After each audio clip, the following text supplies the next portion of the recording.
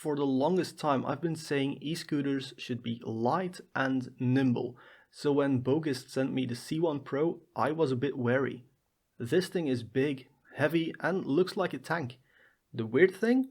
I really like it. At 23 kilograms, the C1 Pro is not lightweight. If you need something to use for multi-stint commuting, you should look elsewhere. But at 500 watts and with a 624 watt-hour battery, you can go wherever you need to at over 40 kilometers an hour. I'll start with the hinge as it's the most important bit to foldable scooters. The C1 Pro folds in the base. While this usually feels a little wobbly when braking, it's stiff enough for me.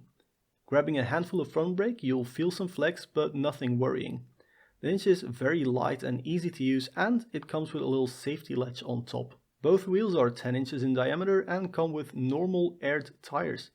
I gave it some off-road abuse and didn't get any punctures, so you're safe there. They also offer some extra cushioning over rough terrain, and they offer loads of grip on and off-road. Moving on to the rear, that's where the 500 watt motor is. While power delivery isn't the smoothest, it does pack a lot of power. At 1 meter 84 and around 100 kilograms, I was still going over 40 kilometers an hour on the C1 Pro. I could fly over a bridge at 35 kilometers an hour when other 250 watt scooters struggle to even get up there. Speed and power are plentiful here. And if these speeds are too much for you, there are also 18 and 25 km an hour modes available. Obviously, when you accelerate hard, you also need to brake hard. The C1 Pro has a drum brake in the front and a disc in the rear. No ABS here, and I was able to slide the rear wheel on demand. I never went over the bars though, as the front brake isn't too strong. Overall, the brakes get a solid A from me. I really enjoyed the riding experience. The front and rear suspension isn't as smooth as my bikes are, but they do the job just fine. There aren't any vibrations and rough roads are perfectly comfortable to ride on.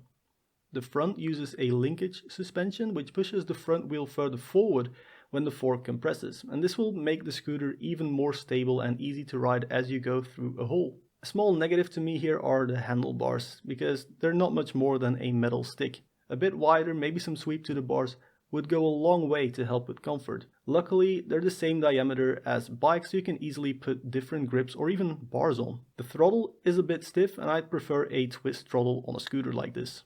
So performance is great and everything is easy to replace or upgrade. But now for the weird stuff, the saddle. It's comfortable, sure, and there's some height adjustment available, but the sizing of the scooter just doesn't suit a saddle. I ended up putting my feet under the saddle, partially because I was afraid the saddle would snap off. Scooters like this need to be ridden while standing, as it gives you much more room to move around and distribute your weight. Plus, being a bit higher up will also give you a much better view of the road. I took the saddle off immediately after shooting this little bit of footage for you guys. Time for a verdict on the Bogist C1 Pro then. Big and heavy as it may be, I actually like it. Power and comfort are both nice things to have. It's strong enough for larger riders, both accelerating and braking, and everything is easy to fix, replace or upgrade. Also, there weren't any quality issues with my test sample. Now, I only once tried a similar scooter, which was the Furo Systems Fuse Max, and that scooter is much more expensive and flawed in multiple ways. The Bogist C1 Pro gets the thumbs up for me, and if you like this video, maybe consider giving it the thumbs up as well, or maybe even subscribe if you're feeling a bit silly. Thank you very much for watching, and I'll see you guys in the next one. Cheers!